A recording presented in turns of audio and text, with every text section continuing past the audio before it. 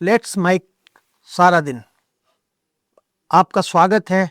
मैं अनंत मिश्रा। आज हम बात करेंगे भारतीय जनता पार्टी के राष्ट्रीय अध्यक्ष के चुनाव पर।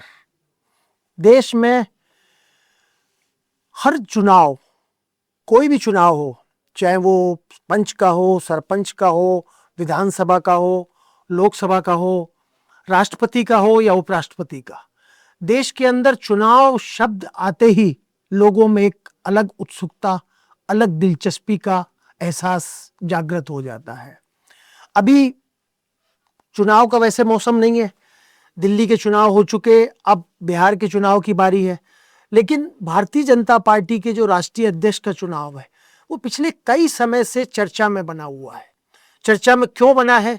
हर संगठन, हर राजनीतिक दल का संगठन होता है, उसके चुनाव होते हैं, उसमें कोई चर्चा की बात नहीं होनी चाहिए। लेकिन जेपी नड्डा जनवरी 2020 में अध्यक्ष बने थे भारतीय जनता पार्टी के, और हर भारतीय जनता पार्टी का जो चुनाव होता है उसके अध्यक्ष 3 साल के लिए चुना जाता है।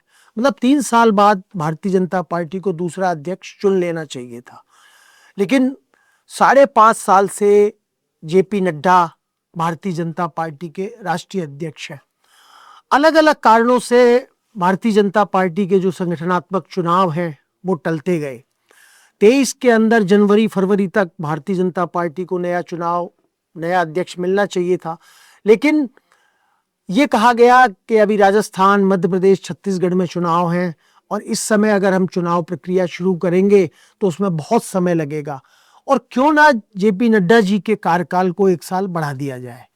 सबकी सहमति बनी, पार्टी का मामला था, पार्टी में तय हो गया, जेपी नड्डा जी को 1 साल का एक्सटेंशन मिल गया। मध्य प्रदेश, राजस्थान, छत्तीसगढ़ के चुनाव हो गए। चुनाव होने के बाद में दिसंबर में सरकारें बनी और जनवरी फरवरी से लोकसभा चुनाव की डुगडुगी बज गई। तो जाहिर है कि ऐसे में जेपी नड्डा का कार्यकाल और आगे बढ़ना था। लोकसभा के चुनाव हुए, उसके बाद लगा कि सरकार सत्ता में आई है फिर से तीसरी बार मोदी के नेतृत्व में, तो भारतीय जनता पार्टी के चुनाव जून के बाद 2024 में कभी भी हो जाएंगे। लेकिन परिस्थितियां ऐसी बनती गईं कि लोकसभा चुनाव के बाद में फिर ये सवाल उठा कि अब हरियाणा में चुनाव हैं, महाराष्ट्र में चुनाव हैं, झारखंड में चुनाव हैं, जम्मू कश्मीर में चुनाव हैं, दिल्ली में चुनाव हैं। तो क्या भारतीय जनता पार्टी के संगठनात्मक चुनाव के दौरान ये चीज बाधा नहीं बनेगी कि चुनाव प्रचार में नेता जाएंगे और एक तरफ संगठन में लगेंगे? तो फिर ये कहा गया कि भाई नहीं, इनके चुनाव हो जाने दो, उसके बाद में 25 के शुरुआत में पार्टी नए सिरे से संगठन के चुनाव की व्यूह रचना बनाएगी। जम्मू कश्मीर के चुनाव भी हो गए, महाराष्ट्र के चुनाव भी हो गए, हरियाणा के चुनाव भी हो गए, दिल्ली के चुनाव भी हो गए फरवरी में। उसके बाद लगा कि अब भारतीय जनता पार्टी को जेपी नड्डा की बजाय कोई नया अध्यक्ष मिलेगा। लेकिन फिर इसी दौरान मानसून, ये बजट सत्र आ गया। बजट सत्र जब आया तो फिर चुनाव 3-4 महीने के लिए टल गए। 4 अप्रैल को संसद के दोनों सदनों का बजट जो सत्र था वो समाप्त हुआ। ये उम्मीद जगी कि भारतीय जनता पार्टी को अब अप्रैल मई में फिर कोई नया अध्यक्ष मिल जाएगा। लेकिन परिस्थितियां देखिए, कुछ राज्यों में भारतीय जनता पार्टी के संगठनात्मक चुनाव पूरे नहीं हुए इस कारण, और फिर धीरे धीरे अप्रैल के आखिरी सप्ताह में आते आते पहलगांव में जो आतंककारी घटना हुई उसने भारतीय जनता पार्टी के संगठनात्मक चुनाव को फिर एक बार रोक दिया, एक तरीके से स्थगित कर दिया।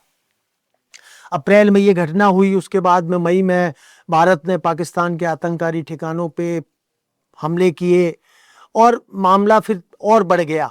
इसके बाद ये लगा कि अब चुनाव कैसे होंगे, तो फिर चुनाव होने का सवाल ही नहीं था। इसी बीच कांग्रेस जो विपक्ष की भूमिका में है उसने भारतीय जनता पार्टी पे सवाल उठाए कि सब भारतीय जनता पार्टी के जो संगठनात्मक चुनाव है वो 5.5 साल से नहीं हुए। कांग्रेस के अनेक नेताओं ने, विपक्ष के और भी नेताओं ने इस मुद्दे को उठाया। तो अब ये चर्चा चली है कि भारतीय जनता पार्टी के चुनाव की अधिसूचना 2-4 दिन में जारी हो जाए और संभवतः जून के अंतिम सप्ताह या जुलाई के प्रथम सप्ताह में भारतीय जनता पार्टी को 12वां राष्ट्रीय अध्यक्ष मिले। 6 अप्रैल 1980 को भारतीय जनता पार्टी का गठन हुआ और तब से लेके आज तक 45 साल में 11 राष्ट्रीय अध्यक्षों ने अब इस पद की जिम्मेदारी का निर्वहन किया, जिनमें संस्थापक अध्यक्ष अटल बिहारी वाजपेयी थे, जो 80 से लेकर सन 1980 से लेकर 86 तक राष्ट्रीय अध्यक्ष रहे।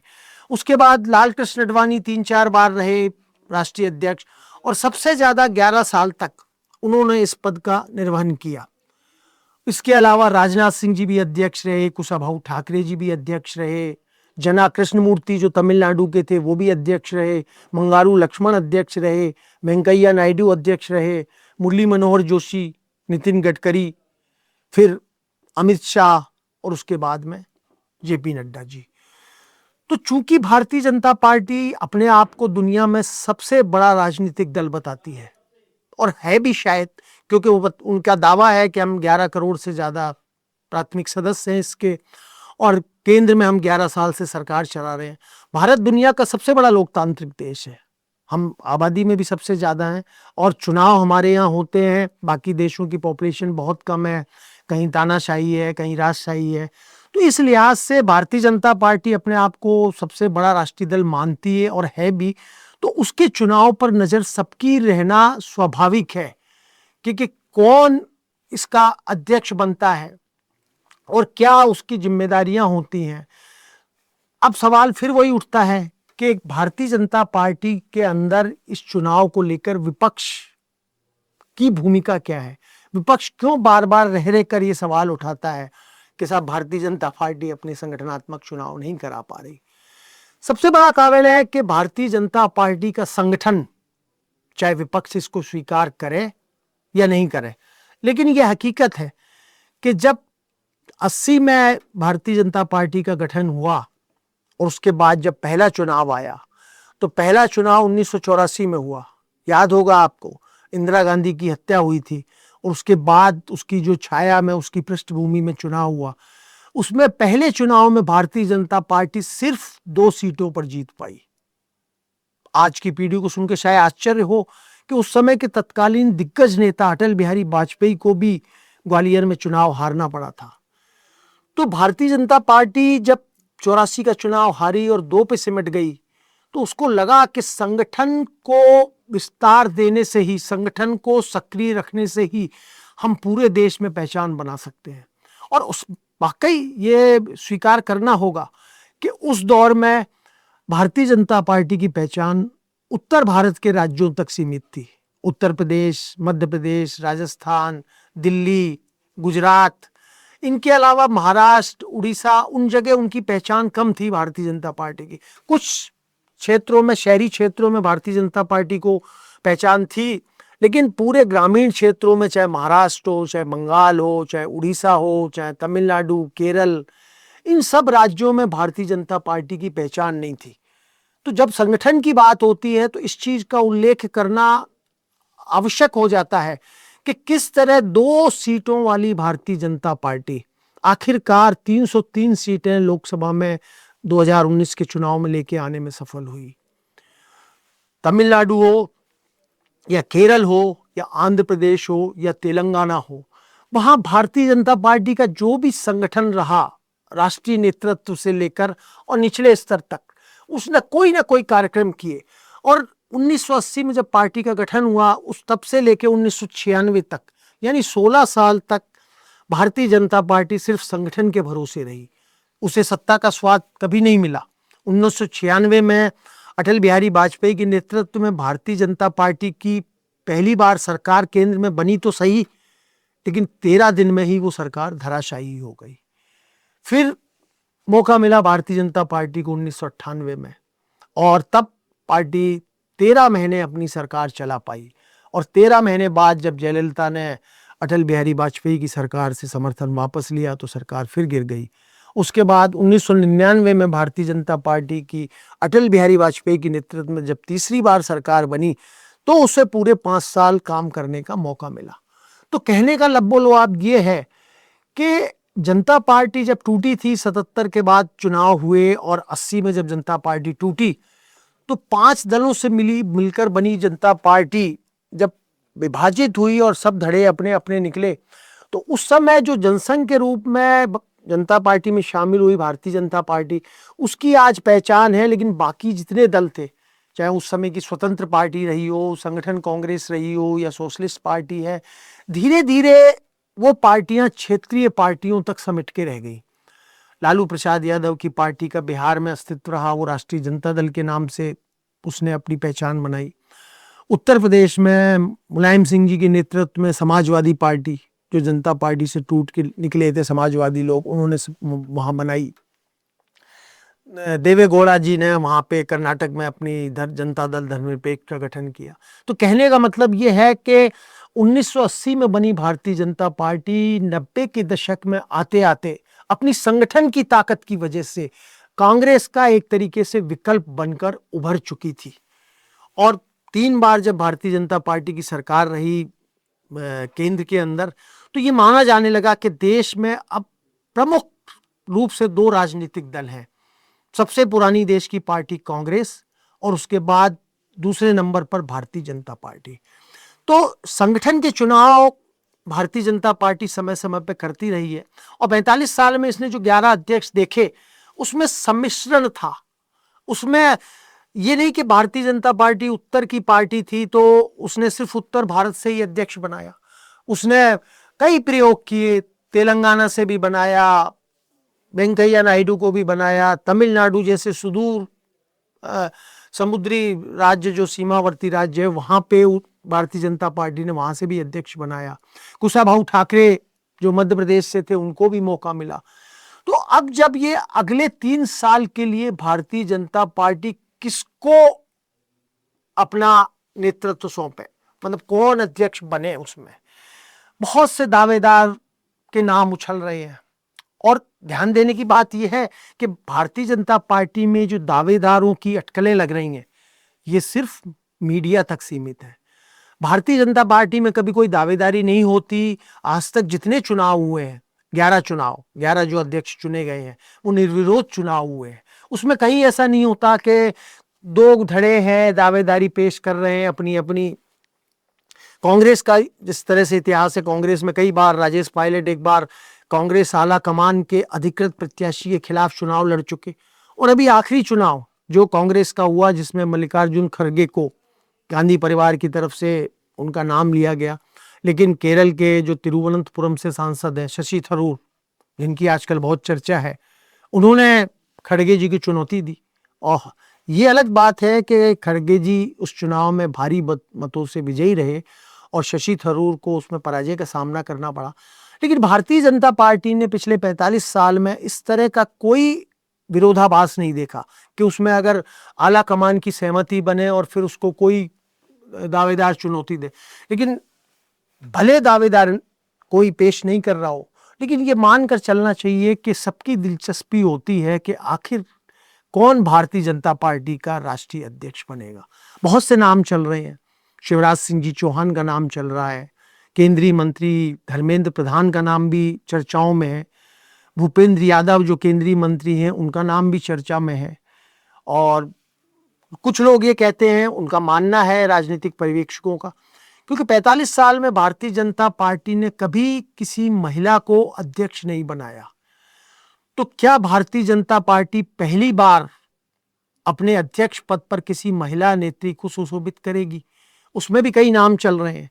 स्मृति ईरानी का नाम आता है, कभी दक्षिण से पुंडेश्वरी देवी का नाम आता है, मनीला श्रीनिवासन का नाम भी आता है, गाए बगाए राजस्थान की पूर्व मुख्यमंत्री वसुंधरा राजे का भी नाम चर्चाओं में आता है कि पार्टी उनका उपयोग कर सकती है।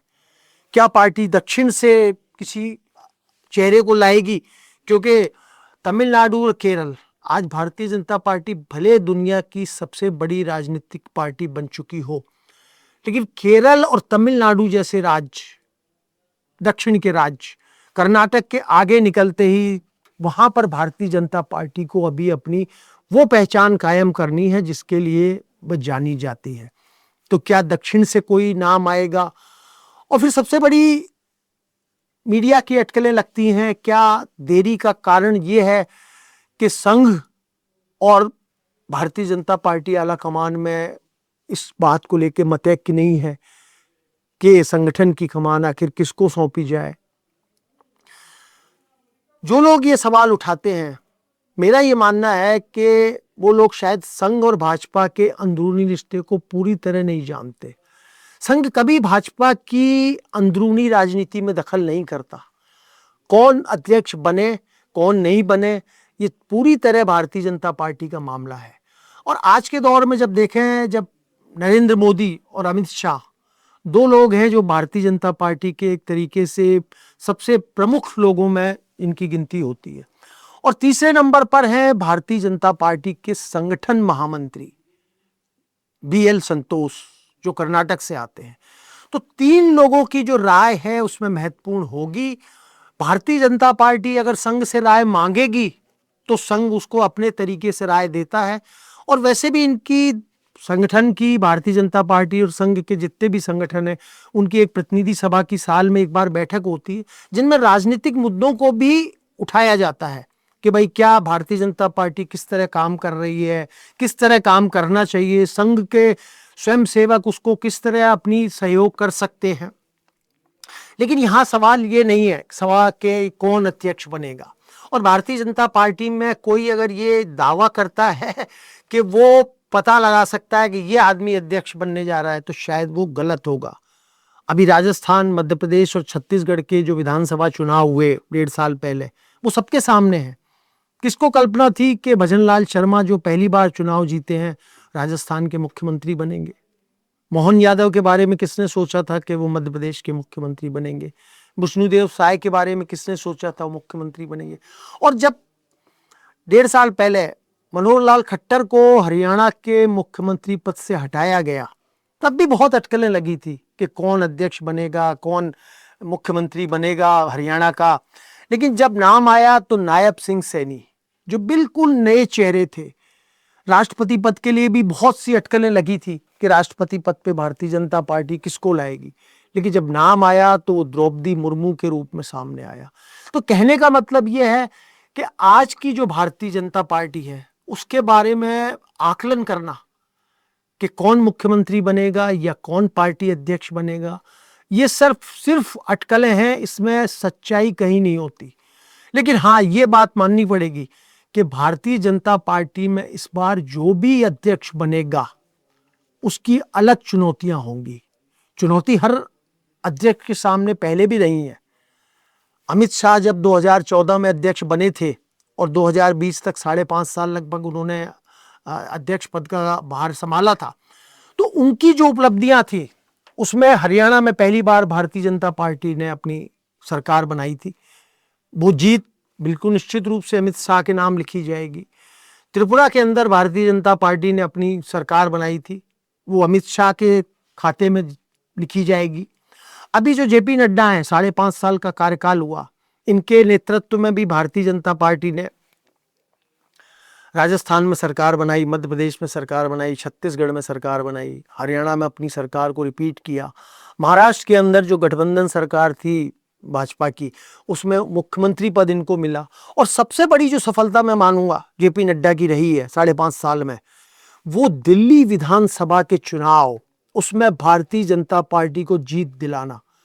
पिछले 11 साल से वहां पे अरविंद केजरीवाल जी की सरकार थी और ये माना जा रहा था कि लोकसभा में दिल्ली के मतदाता भारतीय जनता पार्टी को भरपूर समर्थन देते हैं, लेकिन विधानसभा चुनाव में भारतीय जनता पार्टी की दाल नहीं गल पाती। एक बार 6 सीटें मिली, एक बार 8 सीटें मिली। तो उस दिल्ली, जो देश का दिल है जिसको कहते हैं, वहां भारतीय जनता पार्टी की जो सरकार बनी वो जेपी नड्डा के खाते में दर्ज होगी।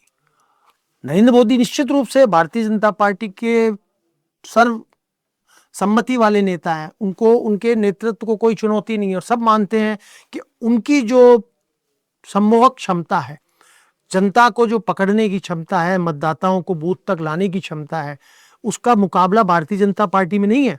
लेकिन फिर भी जब अध्यक्ष के नाते उपलब्धियों का बखान होता है कि आपकी क्या उपलब्धियां रही हैं, तो निश्चित रूप से उड़ीसा में पहली बार भारतीय जनता पार्टी की सरकार बनना और दिल्ली में लंबे समय बाद सुषमा स्वराज जब मुख्यमंत्री रही थी 2 दशक पहले, उसके बाद पहली बार जो सरकार बनी वो जेपी नड्डा के खाते में दर्ज होगी।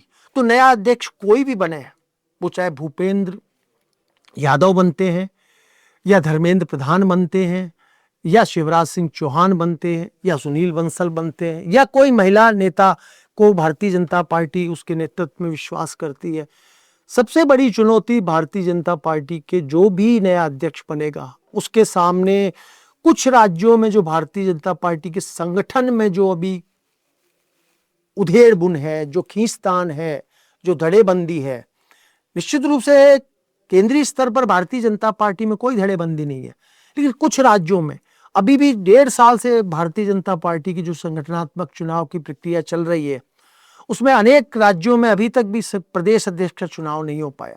तो आने वाले अध्यक्ष के सामने ये चुनौती होगी कि जिन राज्यों में धड़ेबंदी है, गुटबाजी है, उस गुटबाजी पे लगाम लगाया जाए।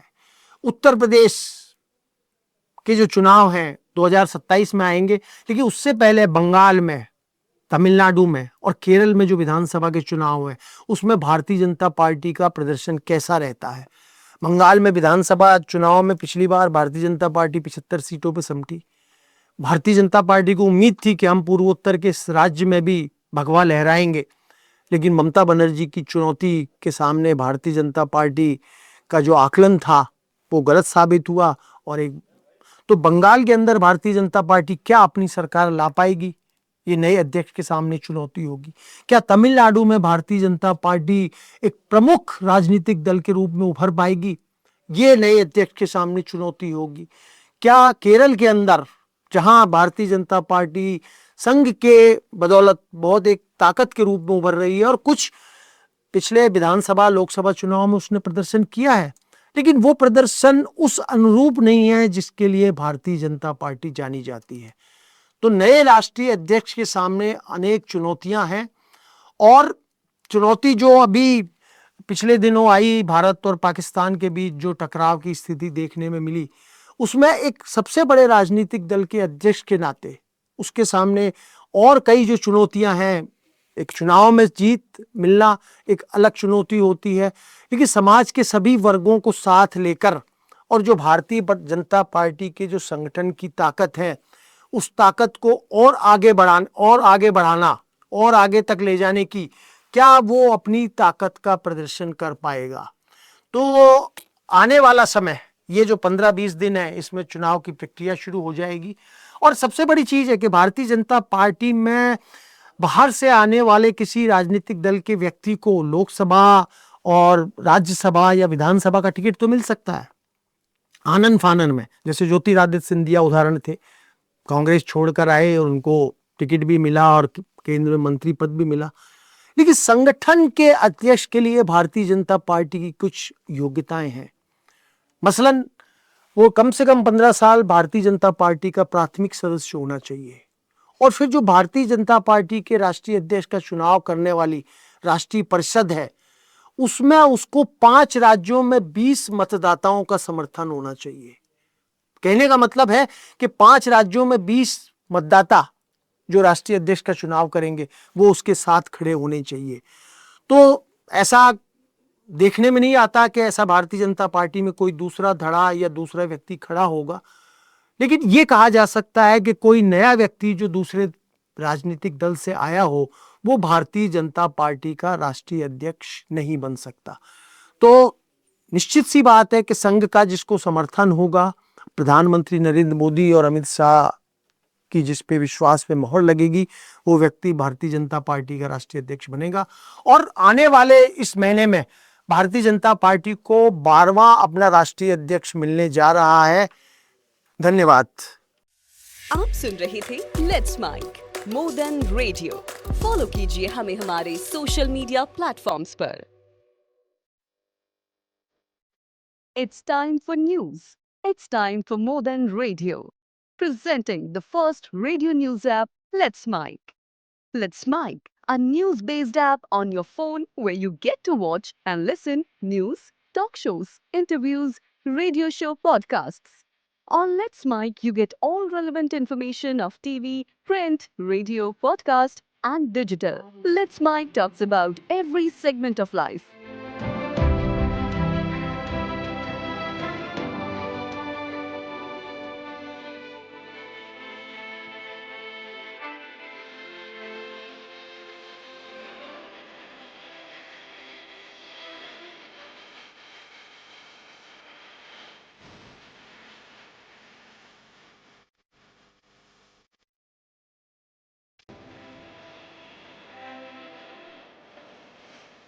Let's Mic is not just a revolutionary idea. Download the app now from Play Store, available both on Android and iOS mobile phones. Follow us on YouTube, Instagram, Twitter, LinkedIn, Facebook, Telegram, WhatsApp, Snapchat. Let's talk, let's connect, and let's mic.